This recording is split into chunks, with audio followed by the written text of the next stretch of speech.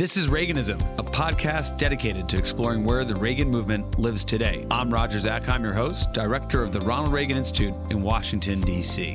On this episode of Reaganism, Roger sits down with Troy Senik, a former speechwriter to President George W. Bush and co-founder of the digital media company Kite Key. Troy is the author of A Man of Iron, The Turbulent Life and Improbably Presidency of Grover Cleveland. Roger and Troy discussed Grover Cleveland, the only president thus far to serve 2 non-consecutive terms in office as both America's 22nd and 24th president.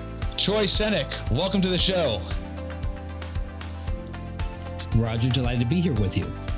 Well, you are the author of A Man of Iron, The Turbulent Life of an Improbable Presidency of Grover Cleveland, coming out here in September 2022. Congratulations on this really excellent work and for making a president super interesting. That going into reading the book, to be honest, was most interested in how he became president for 2 terms, but having 4 years between the first term and the second term. Troy, tell us how you, accomplished writer and speechwriter, and served in the Bush 43 administration, decided to write about Grover Cleveland. Well, you know, it's funny. A lot of people suppose when they hear about this book that this is written in reaction to the potential tie-in of Donald Trump pursuing non-consecutive terms. The book was actually conceived of well before that prospect was on the horizon. This book was about 3.5 years in the writing. And the reason that I thought Cleveland's story was worth telling, there are a few of them actually. One is, if you look through the history of the American presidency, 45 men have had this job. Cleveland's the one who throws off the numbering, of course, because he's both 22 and 24. So you have to subtract 1 from whatever the present number is. Of those 45, only 14 have served a full 8 years, less than a third. And the people on this list, if we were to go through them, are the household names amongst American presidents, with almost the single exception of Grover Cleveland. So for one thing, I thought it was just strange as a matter of historical hygiene that this figure is not better known. But there are a couple of other reasons. Number 2 is, if you are somebody who is sympathetic to what we could call the classical liberalism of Grover Cleveland, something that most Ronald Reagan fans would be pretty sympathetic to. This is a limited government, constitutionalist, laissez-faire for the most part individual. This is a guy you're going to like, and this is a guy who has been mostly forgotten by history. In many ways, I was trying to do the same thing that Amity Shlaes did when she wrote her biography of Calvin Coolidge, to resurrect a figure who deserves to be better known amongst people who believe in these principles. But finally, even if you don't agree, even if you find Cleveland loathsome when it comes to matters of public policy, the thing that I think is so interesting about him, he has this meteoric rise. If you find Grover Cleveland in the year 1881, he is 44 years old that year. He is a basically anonymous lawyer in Buffalo. And within 3 years, he's the president of the United States, goes mayor of Buffalo, governor of New York, the White House. And the reason that this happened so quickly is because he was seen as this figure with rigorous integrity in an era of political corruption. And one of the reasons that I think his example is so valuable today is that his career is a rebuke to political cynicism. He is the kind of president that we say all the time we want, someone who will do what he thinks is right, even if it comes at a great political cost. And it does really throughout his career, in many cases, come at a significant political cost. I want to start with where you ended. This person of integrity and countering Tammany Hall and this kind of corrosive politics that define the Gilded Age. And then you have this figure in the Democratic Party who, right, has just this kind of moral force. And not only that, but gets elected twice, gets a popular vote 3 times, as you point out. There's one quote in there, I struggled to find the page, but he says a point that people are wrong if they say there's no political force in a moral idea. Meaning that Cleveland believed that you could have a moral plank. You could have scruples in elected office, and actually that element of your approach could get you elected, that it has kind of political force. Troy, tell us more about that. You obviously highlight it throughout. I mean, it's really some of the defining qualities you just stated. Is that anachronistic? Is that a feature of the 19th century, or is that an element that perhaps you think can still be true in our democracy today? I think very much that it can still be true in our democracy today. I mean, I think this is sort of the genius of the American system, is that it does tend to yield correctives. When you look at the progression through the history of the American presidency, 9 times out of 10, the new guy is brought in to correct for some deficiency of the old guy. And if the politics of the moment feel a bit cynical or a bit dire as they do now, I think there's no reason that a figure like Grover Cleveland, embodying these kinds of principles, couldn't be produced by the political system again. But you're quite right to point out that this was central to his conception of the presidency. Woodrow Wilson, writing in his capacity as a scholar, this is before he was president, said that Cleveland's calculations were unintelligible for normal politicians simply because he wasn't making calculations. He was doing the thing that he thought was right. Now, we should point out, one of the reasons that I wrote the book was to not only demonstrate for people that a figure like this can rise through American politics, but also that there's a bit of a monkey's paw situation here. You have to be careful what you wish for, because when you get a figure like this, he leaves a lot of damage in his wake. There is a trend that you see throughout Cleveland's career. He's in his stints in lower office. He's there very briefly. He's the mayor of Buffalo for only a year. He's the governor of New York for only 2 before getting to the presidency. And consistently what happens, because of this integrity, he is getting on the wrong side of his fellow Democrats just as often as he's getting on the wrong side of Republicans. So there is damage that is left in his wake. He is splitting his party throughout this process. And that was important, I thought, to convey to the reader, because I wanted them to understand this principle. A good man is hard to take sometimes, as a famous lecture about Cleveland has it. This kind of emphasis on integrity can make a lot of enemies along the way, and it certainly did for him. Interesting. You remind me, as you describe that element, that feature of Cleveland, how he had troubles within his own party because of his principle and unyielding, uncompromising. Remind me of Theodore Roosevelt, which, of course, when Cleveland is governor of New York and rising like, a rocket, there's also Theodore Roosevelt, who's actually just behind him in a similar trajectory. And in some respects, Troy, playing a similar game, although I was saying game, I'm suggesting I'm being cynical about it, by taking the same approach, a principled approach, and making enemies within his own party. And Theodore Roosevelt famously alienated Republicans in the assembly in New York, and I think on an occasion or two had common cause with Governor Cleveland. Were those two kind of spirits aligned in this era, at least as it related to being principled and countering corruption? I think that's right. I might say spirits adjacent as opposed to spirits aligned. They didn't totally overlap, but you're quite right. When Grover Cleveland is serving as the Democratic governor of New York, Roosevelt is a Republican serving in the legislature. And the Republicans in the New York legislature have this same conflict between the reformist wing that Roosevelt belongs to and another faction called the Black Hat Cavalry, which is actually a bipartisan group that was basically intent on defending the kind of New York spoils system.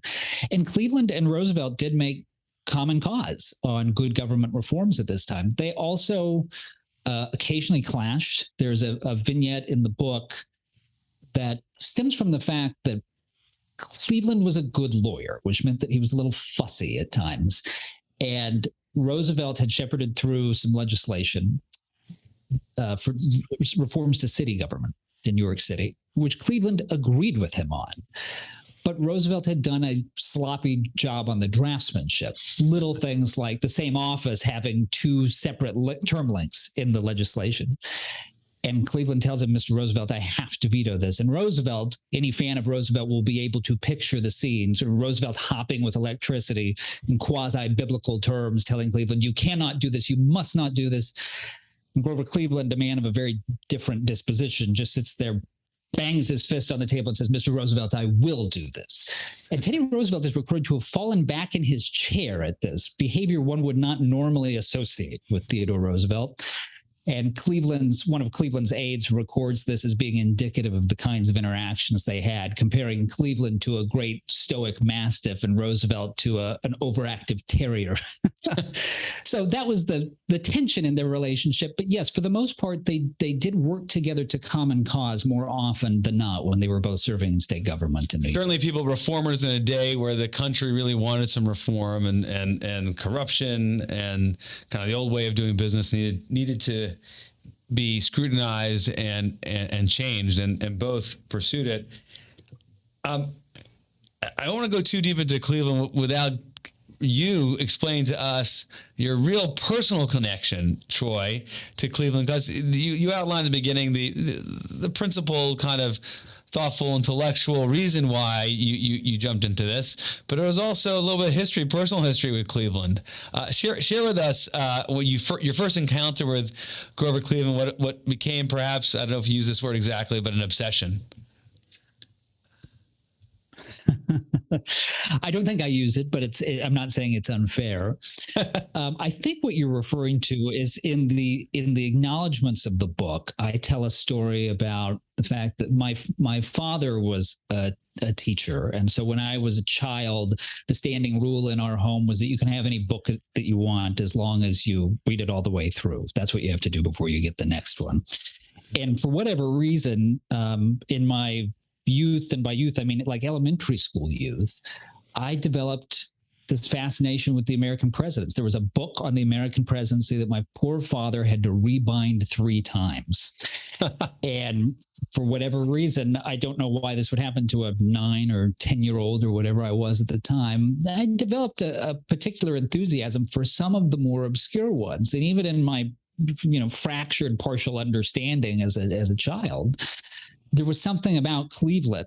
I got this sense of the integrity at work there that I found really compelling. And so the first encounter that I think you're referring to is when I was a teenager. The first time because I'm from Southern California, the first time that we traveled to the Northeast, I sort of insisted that my parents take us by Caldwell, New Jersey, of all places, site of the Grover Cleveland birthplace. You're 16 years old, right? Facility that exists. You're 16 years old, right. and you're not trying to go to Madison Square Garden or Yankee Stadium or Broadway. You want to get to Grover Cleveland's birthplace. That's right. And I succeeded, but not without some duress, because when we arrived there, it was too late in the day. They had actually closed it already, but there was a little sign up on the side of the building where you could call the superintendent. I don't know what the term would be. My mother called it, and this wonderful woman, who I've subsequently found since writing the book still works there, came by personally and opened it up for us, and we got a private tour of the Grover Cleveland birthplace. So is she getting a first copy of this book? A little. Are you sending her a copy of this book with a handwritten note? She deserves it. I mean, she got a great lesson for everybody. Who knows what happens when you open the door after the store closes, because you end up getting a book for it. She has. In fact, she got 2. Okay. Let me go to something else here, Troy, before we jump into Cleveland's politics, because you hit on this before, something I was not familiar with until reading the book, which is how much of a modern conservative U.S. politics, Grover Cleveland was as a Democrat during, his time in office. We'll get to that in a moment. But before we go there, you're talking about Grover Cleveland's birthplace. You can still go there. But if you travel across the country and you're looking for a monument or memorial, I mean, you're pretty unhappy about this in your book, about Grover Cleveland, you go to great pains to say there is nothing. You're not even asking for his face on Rushmore. You're not so bold. You're just looking for one memorial. I mean, this is the forgotten president. And, your book is bookended by essentially saying this is just wrong. And, make the case for us right now why this man should have a memorial in Washington, D.C. I guess he had an opportunity to be on the $1,000 bill or maybe the $20 bill. And then just a Secretary of Treasury, Mellon, I guess, got in the way of it. But, I mean, it's almost, you feel this is almost tragic. Take us through this. Yeah. So, I mean, to give you a representative sense of the state of affairs, the most recent news story you can find about the Grover Cleveland birthplace in Caldwell, New Jersey, this is the only place. In the local press, there was a story that said, this was the actual headline, that house across the street from Dunkin' Donuts, a president was born there. So the Dunkin' Donuts is the more significant landmark in Caldwell, New Jersey. He need not necessarily have a monument in Washington, D.C., but I do think that he should be better remembered. And you made the reference to the $1,000 bill. That's included in the book, partially to let people know he used to be better remembered. In the first half of the 20th century, if you look at I believe it's the 1948 Arthur Schlesinger poll, Cleveland is ranked as the 8th greatest president of all time. He's between John Adams and Teddy Roosevelt. And yes, he was originally proposed for the 20, and then they put him on the $1,000 bill. They swapped him with Jackson. So the question is, why has he been forgotten in the interim? And part of my argument in the book is that the way that we rate presidents is unfair to most people who have ever held the presidency. It's a very modern conception of the presidency. It's focused on what we could call an activist mindset, really the idea of a president aggressively shepherding legislation through Congress, the president being an aggressive foreign policy leader, the president being a visionary, the president being a rhetorical model, using the bully pulpit in Roosevelt's locution, all of which is perfectly fine for about the past 100 years of American history. And my argument is that prior to that, with a few exceptions, and really almost exclusively exceptions driven by crisis, like Washington or Lincoln, and maybe Jackson, who actually in a weird way fits the activist model more. This doesn't really apply, because in that era, presidents were not bestriding the world as foreign policy leaders. They weren't, for the most part, major rhetorical leaders. They had sort of a passive, hands-off approach to Congress more often than not, but again, not universally. So the question that I posed to the reader early on in the book is, how do you judge the greatness of these men? And my argument is, well, you have to judge them according to the standards of their time. And for Cleveland, the standard was more of an ombudsman, more of a check on the Congress, more of somebody who was an advocate on behalf of the electorate, as opposed to a party leader who was trying to make nice with all the factions in the Democratic Party.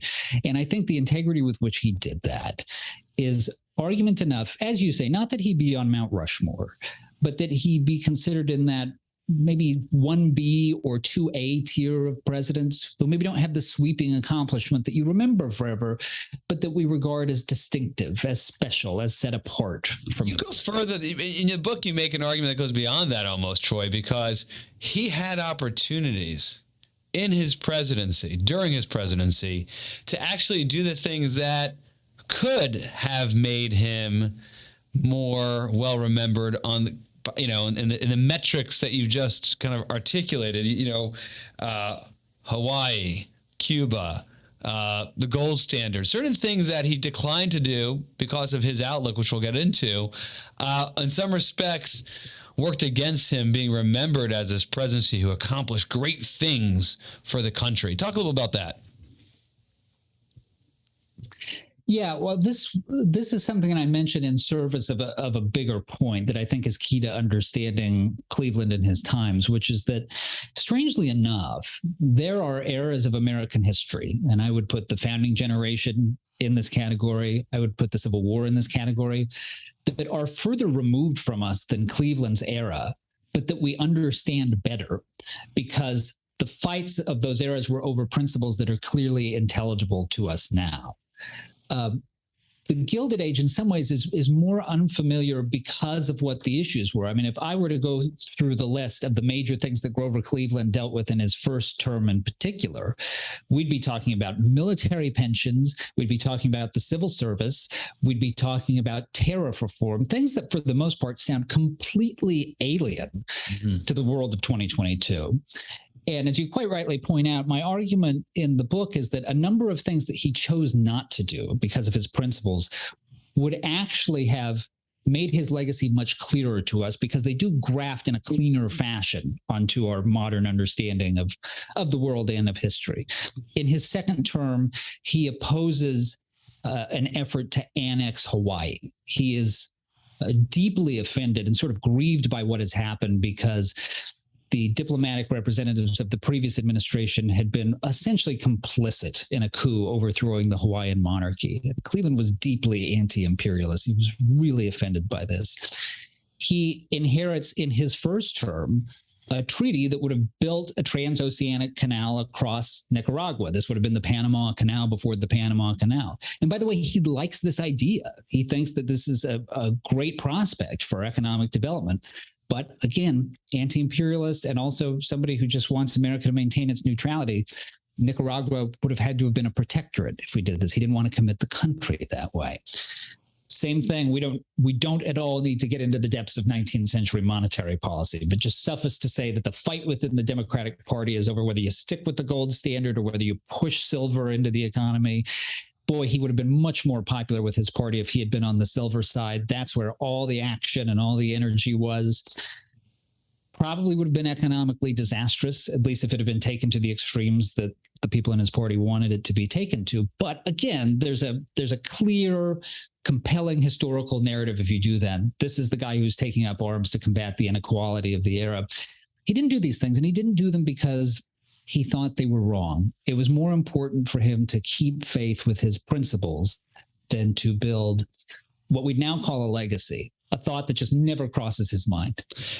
And the other piece of it, which is kind of to counter your arguments why he should remember if we contextualize him in his time, in his era.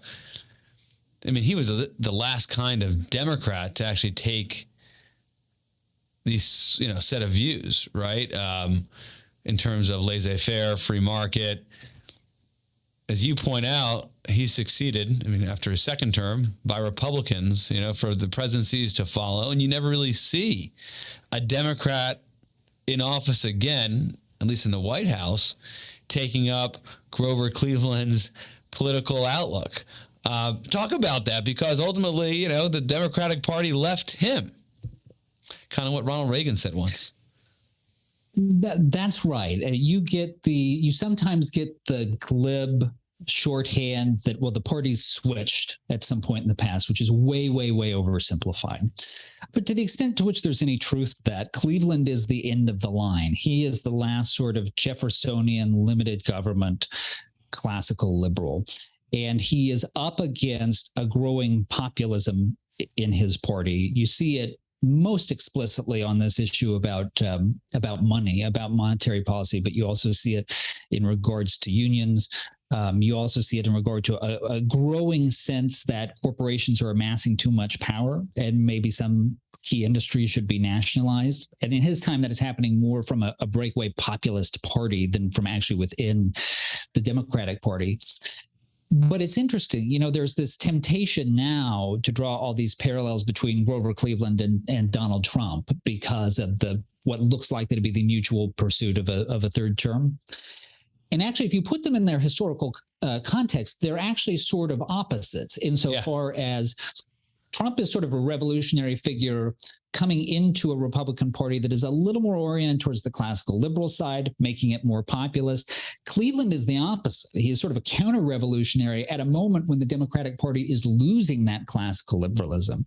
And he's trying to hold on to it, trying ultimately unsuccessfully, because William Jennings Bryan, the great tribune of the populace, ends up being the Democratic presidential nominee 3 of the next 4 cycles after Cleveland goes away. And it's probably worth pointing out, because people do seem to be interested in these parallels, the Trump-Cleveland question. One could be forgiven for asking, okay, if this guy won the presidency, and then lost it again, and he is defying the base of his party, how on earth does he come back and get nominated a third time and win? And there's a very simple answer to that question, which is that he runs in an age before presidential primaries. He was defying his party on the money question, but the party elites who picked presidential nominees said, thank God, we've got one guy who seems intent on not blowing up the American economic system. We know that's good for some crossover votes. Bring old Grover on back. It's the exact opposite of what somebody would do today if they were pursuing a restoration, but it worked for him in 1892.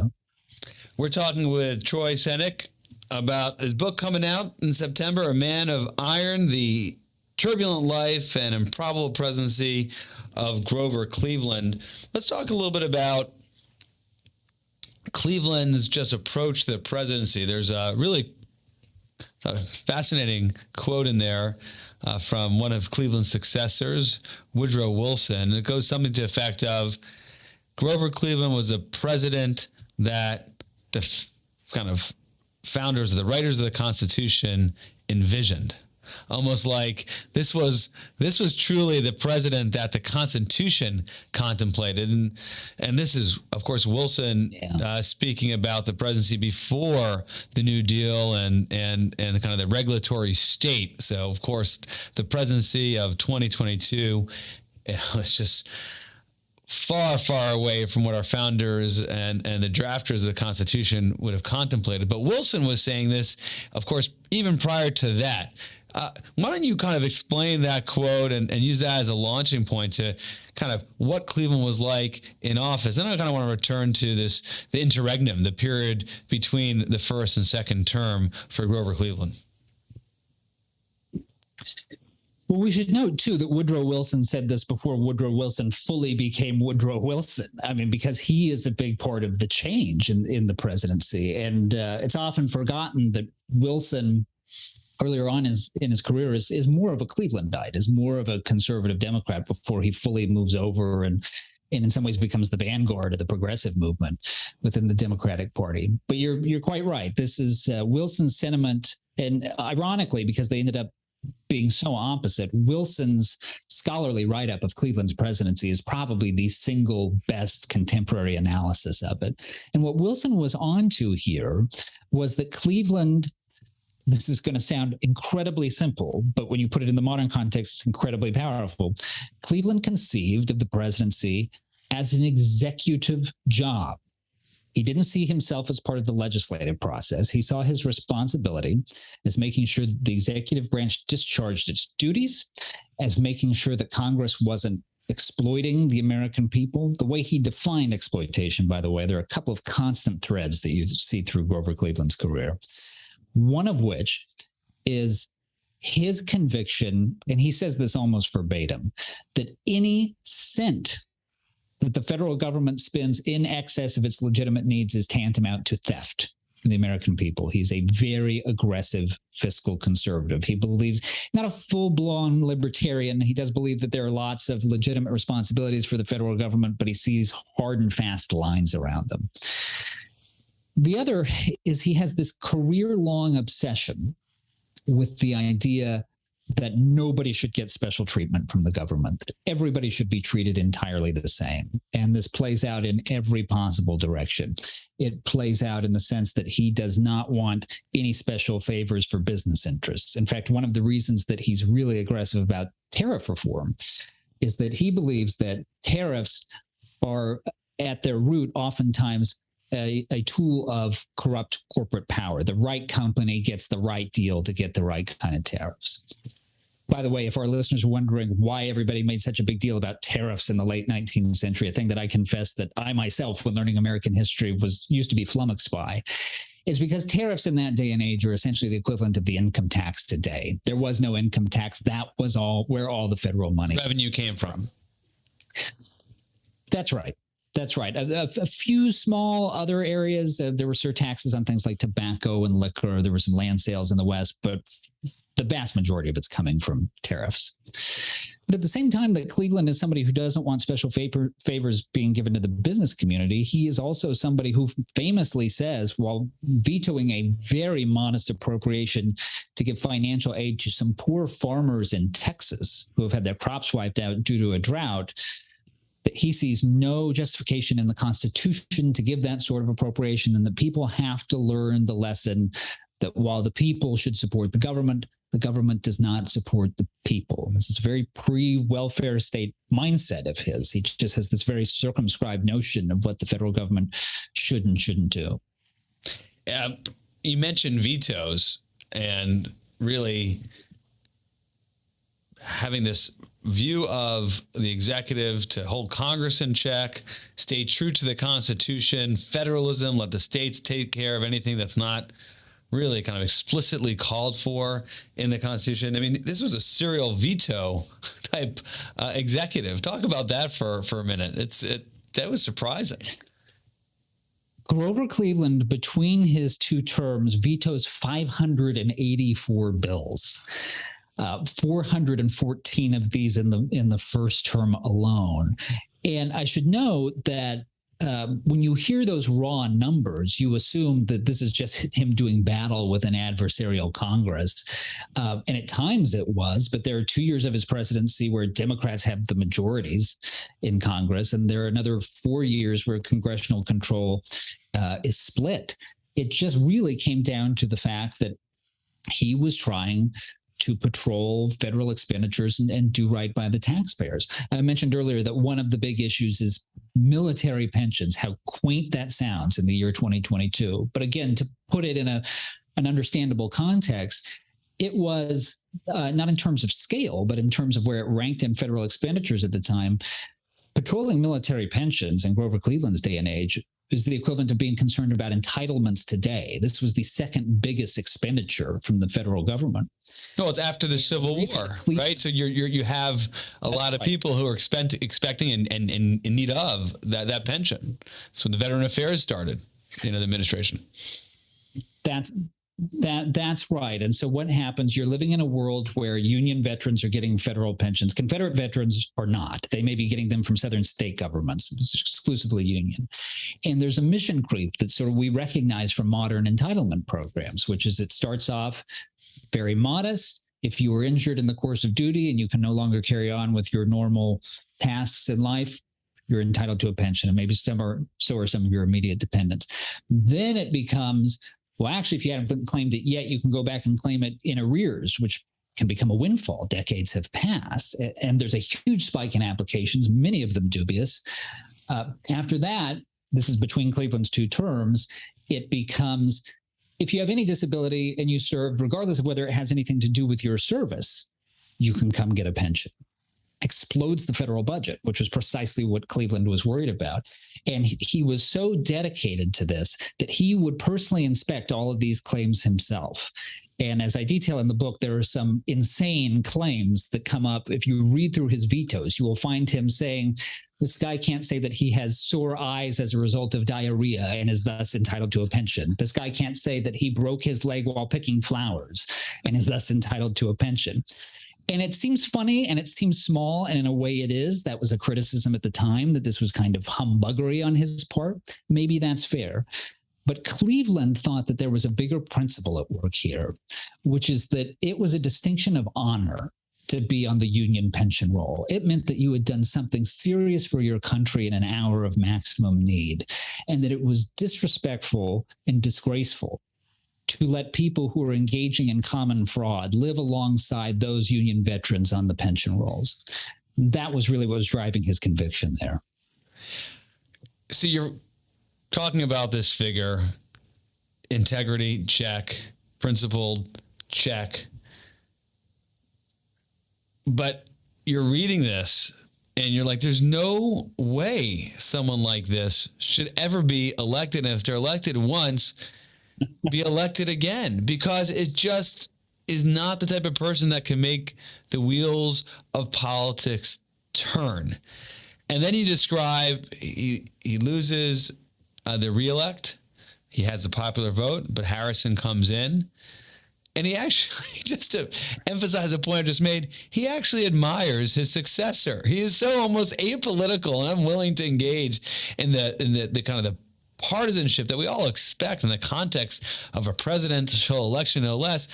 And this former president seems to return to New York and upstate New York and kind of I mean, what I read to me, just kind of perfectly happy to be out of the public light, be back, return to private life. And okay, the book should have closed and the anomaly of Cleveland as president of the United States has come and gone. And yet, Troy, he's back. He makes a speech to the University of Michigan. You described earlier the power brokers, because there wasn't a convention of the kind that we have today. And they say, well, he's our man because he's not going to screw it all up. And then he gets elected again. There has to be something going on that such an apolitical type figure finds himself elected twice after just not doing anything to help himself. That's the way it read to me. Yeah, that's right. I think there's a macro principle that you can trace throughout his career, and then there's a development that is specific to that election of 1892. The macro one being, remember, we're talking about the post-Civil War era here, which is an era of Republican dominance after the Civil War. And I make the argument in the book, which I don't think is a particularly controversial one, that the Republican Party had such sweeping control of the federal government that they succumbed to something like political gout. Times were too good. This is what happens a lot of times when, as you see in a lot of states, when one party controls everything. Things get corrupt, things fall by the wayside. Real sense that the Republican Party had started, at least factions within the Republican Party had gotten very corrupt, and that there was a rot setting in. So Cleveland, with this emphasis on good government and integrity, is seen as a tonic to this, which is a big part of the rise throughout his career. But in 1892, for that comeback, there is something more specific at work. Because, of course, by 1892, the fact that Cleveland is like this is old news. We've already had him in the White House for 4 years. We kind of get it. The factor at work is that Cleveland really pushes on the tariff for the first time, on tariff reform, late in his first term, in what is, as a matter of political calculation, utterly baffling. It's a weird thing to go into your reelection on, because at the time it divided his party. So the idea of going into a presidential reelection and picking something that unifies the opposition and divides your party, not great strategy, generally speaking. And a part of his loss in that 1888 race. What worked to his advantage was that in the interim, in the 4 years in between when Benjamin Harrison had been president, tariffs had been raised significantly, and there was a huge backlash amongst the American people because of the increase in prices that it led to. So the guy who had looked like a fool 5 years before now all of a sudden looks prescient.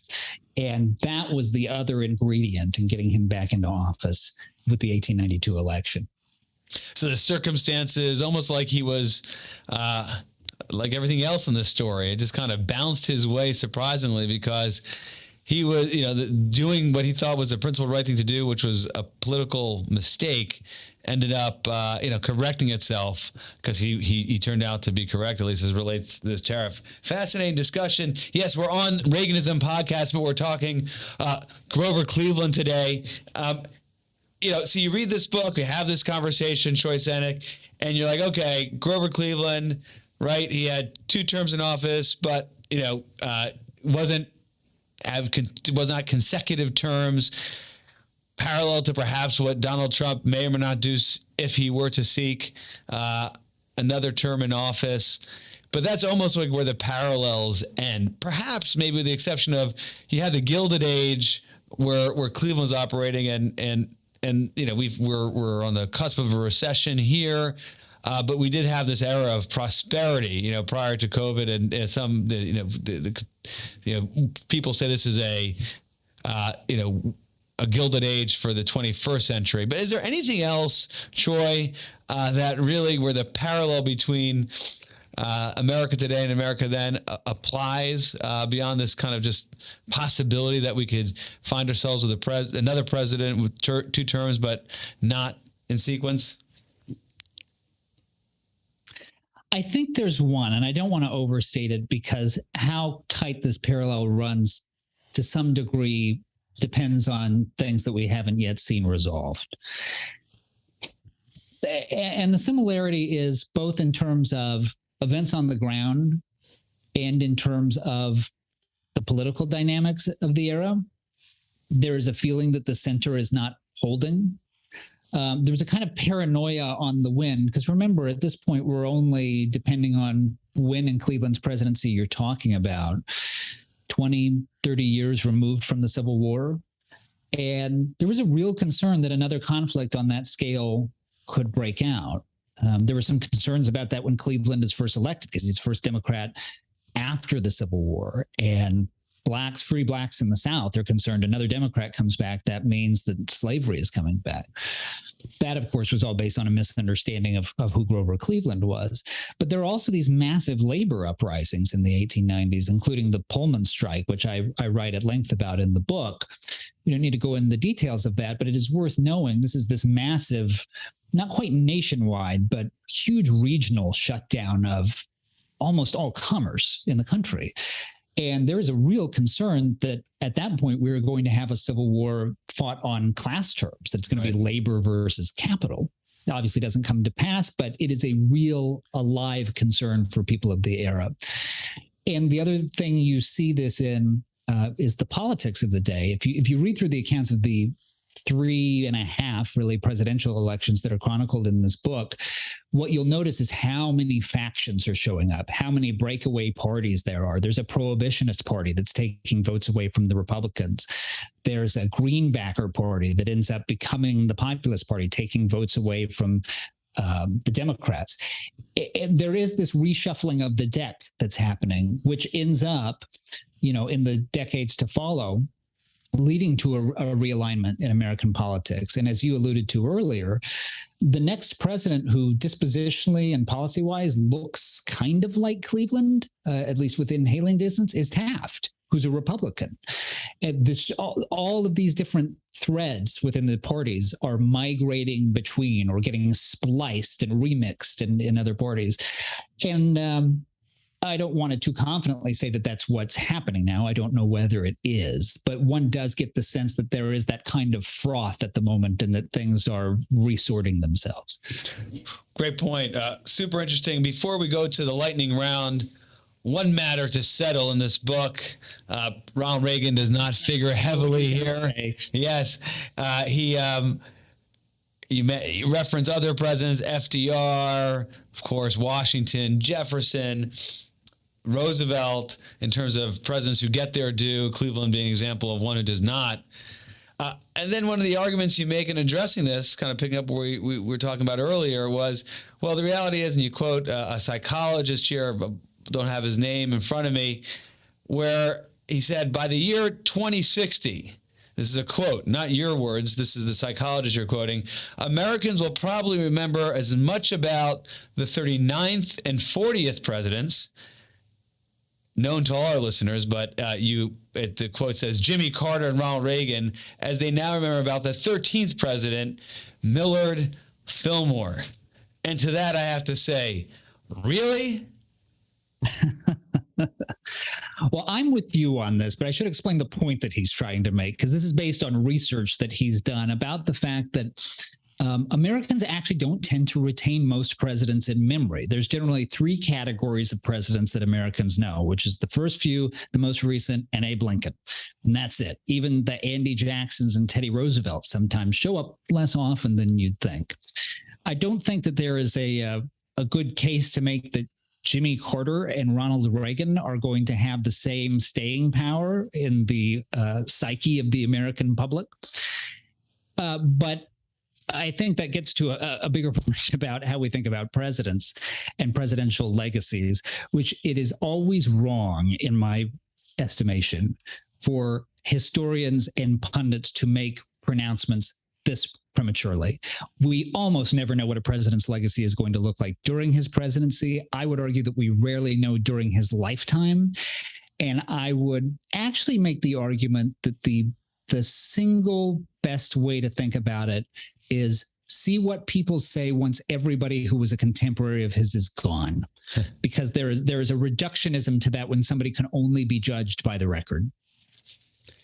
Well, fascinating stuff. I'm willing to bet against a psychologist. We chatted a little bit before we went on the show, in no part perhaps due to the emergence of presidential libraries in modern America and the fact that the presidents work to advance legacies during their lifetime and they continue after.